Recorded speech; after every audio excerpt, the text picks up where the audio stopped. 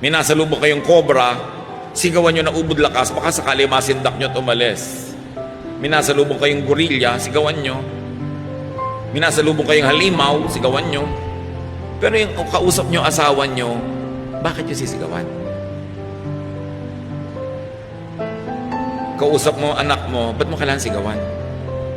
So kung galit na galit ka, mamaya ka nalang magsalita. When you're too emotionally affected, delay opening your mouth so you don't have to emphasize your meaning and help it with theatrics, with volume, with shouting.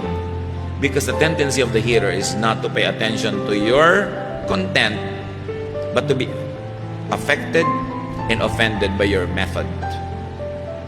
So mahalaga huwag magsigawan. Mga mag-asawa, magkatabi ba kayo? Sabi nyo, sige, wala na tayong sigawan. Ha? Sinasabi nyo ba? Lalo yung pala sigaw? Biruin mo mag-asawa, nagmamahalan kayo, may nagsisigawan kayo. Bakit?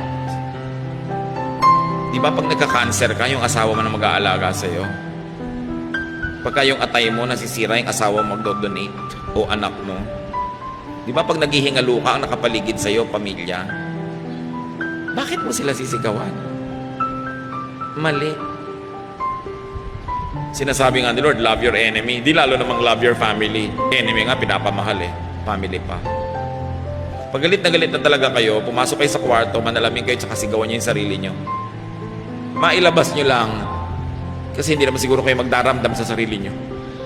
Pero yung inilabas mo sa iba, pinagdaramdam nila yon. Huwag nyo sigawan, lalo mga bata. Natatakot, nasisira ang loob, nagtatampo. Hindi maganda ang bunga. Do not shout at your spouse.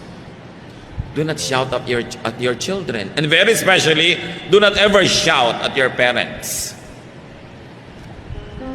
Dapat, kung may sasabihin ka, sabihin mo ng banayad.